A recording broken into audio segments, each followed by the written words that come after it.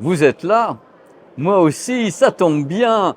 Bonjour et bienvenue sur le média YouTube sunvideo.com. Je suis sur le stand FIIO.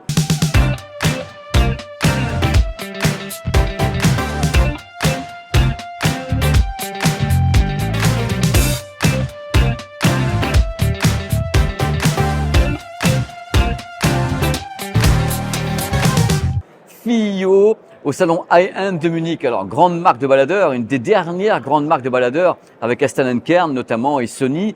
Mais le baladeur est très très vivant, hein, croyez bien, c'est pas un marché en déperdition. Hein. Moi qui ai la chance de revenir d'Asie, justement, d'avoir fait un tour au Japon et autres, croyez-moi, il y en a partout. Mais là, ce qui m'amène, c'est un nouveau baladeur FIIO. Une finition d'enfer. Je pense que Nicolas, de toute façon, a filmé des images. Vous avez une très très belle finition et un bel écran.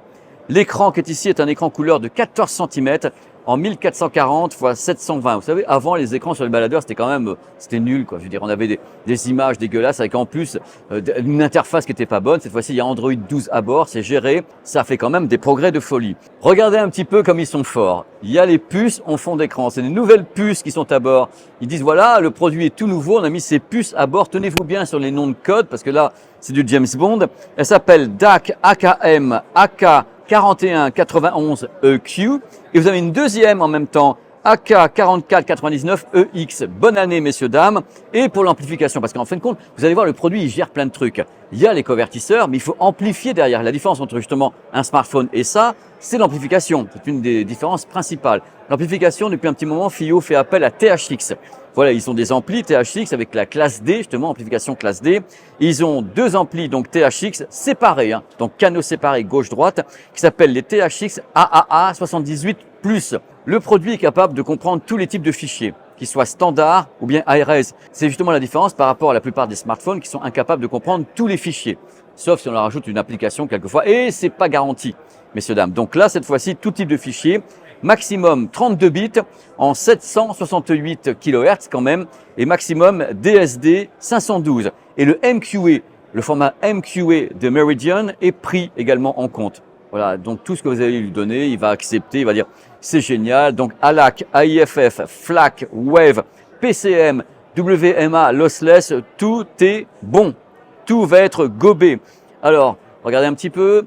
Là, il est capable de travailler en symétrique et en asymétrique, donc deux types de liaisons pour deux types de casques et autres pour avoir des performances différentes. Et attention, la puissance, c'est quand même 1000 milliwatts, ce qui est beaucoup hein, pour une petite bestiole comme ça. 1000 milliwatts, ça commence à cracher.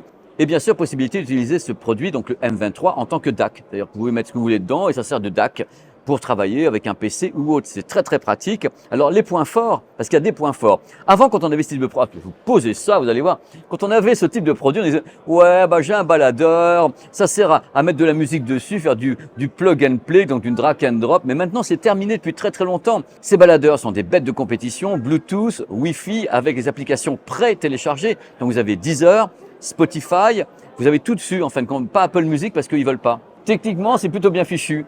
Parce qu'il y a un chemin particulier. Je vous explique pourquoi. Quand on reçoit justement des signaux qui viennent d'une plateforme de streaming, imaginons Deezer ou bien Qobuz, il y a un chemin, il y a un trajet. Et là, le trajet est super court pour éviter les déperditions, justement. Donc, on a un trajet très, très court à l'intérieur, justement, du chemin numérique de ce baladeur. Il y a Rune, il est Rune Ready. Il y a un mode pure music pour avoir justement le trajet encore plus court possible, pour avoir le meilleur son qui sort en symétrique ou en asymétrique, parce que le but de la manœuvre, c'est d'avoir carrément une chaîne hi-fi dans la main, parce que c'est ça que font ces baladeurs.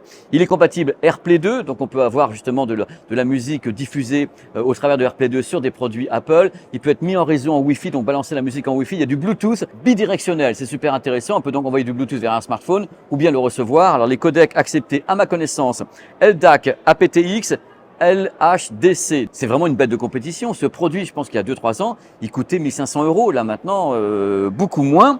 Carte SD possible, maximum 2 Tera. Il y a une mémoire de 64 Go, je crois, à l'intérieur. On peut partager ses fichiers en réseau, faire plein de trucs. Il y a un mode intéressant. Parce que les baladeurs, le problème, c'est qu'on peut les utiliser à la maison en tant que DAC et autres et pas se balader avec. Et dans ce cas-là, qui c'est qui déguste?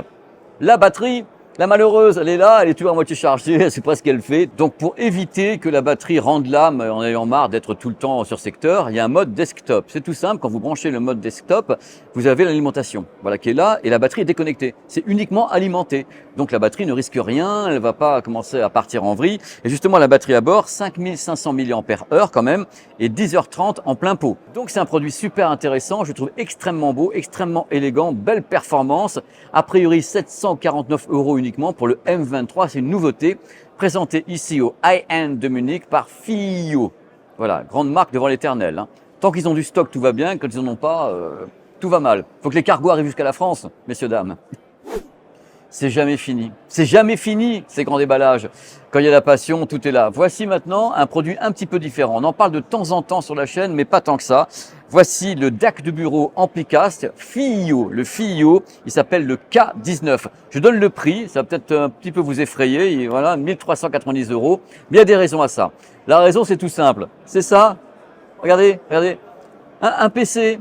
On sait très très bien, on va pas se mentir, que la plupart du temps, le son qui sort des PC par la prise mini jack, courage fuyons, quoi. Je veux dire, allez hop, on fait un sprint. Donc là, ce qui se passe, c'est qu'on peut bien sûr brancher ce produit directement en numérique à un PC, à un Mac ou à un autre système et avoir une conversion numérique analogique de qualité avec en plus une amplification casque de très très haute volée.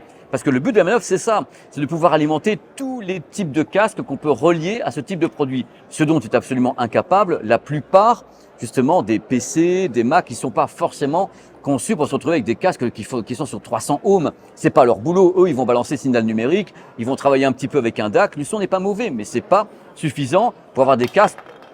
C'est pas grave, c'est que de l'amour. C'est pas suffisant pour, qu'est-ce que j'ai fait, pour avoir des casques de très haute volée. Donc, voici le produit. Je rigole par avance, le K19. Alors intéressant, il peut travailler en horizontal ou en vertical, parce que ça peut chauffer un peu quand même, donc quelquefois il vaut mieux lui aérer un petit peu les côtés, un petit peu dégager sur les bords, et donc on le met comme ça en vertical. C'est un très beau produit, très lourd, très noble de tous les côtés, avec un tout petit écran minuscule ici de 1,3 pouces. Il y a une télécommande possible et on peut le gérer avec l'application qui s'appelle FiiO Control. Il faut savoir que côté puce et performance, on se rapproche un petit peu de ce qu'avait justement le M23. Cette fois-ci, il y a deux puces de conversion DAC ES 9039 MS Pro 32 bits à 8 canaux. En effet, c'est en parallèle, donc c'est du délire complet. Compatibilité, c'est la même chose que pour les baladeurs. On part du côté du 32 bits, 768 kHz, DSD 512, tout type de fichier. Il prend tout, il s'en fout. Il y a une double alim 220 volts ou bien 15 volts au choix. Donc vous choisissez sur le bureau, soit 220, soit une autre alim directement. Alimenter, mais alimenter quoi? Alimenter les amplis à bord. Ampli THX, ampli deux modules ampli THX. THX AAA 788+, j'en ai marre avec les références, on n'en peut plus. En plus, la puissance est délirante. C'est 8000 milliwatts par voix. Donc accrochez les casques, de l'autre côté, il y a vraiment de la patate de tous les côtés, avec justement une impédance qui est très très haute. Il y a en plus un DSP à bord qui permet de gérer l'égalisation paramétrique sur 31 bandes. Donc on est vraiment très très précis de tous les côtés, c'est vraiment une bête de compétition. C'est pas un truc comme ça pour faire joli à côté d'un PC ou d'un Mac, c'est vraiment le son qui va sortir de ça par rapport aux caractéristiques techniques, c'est du délire.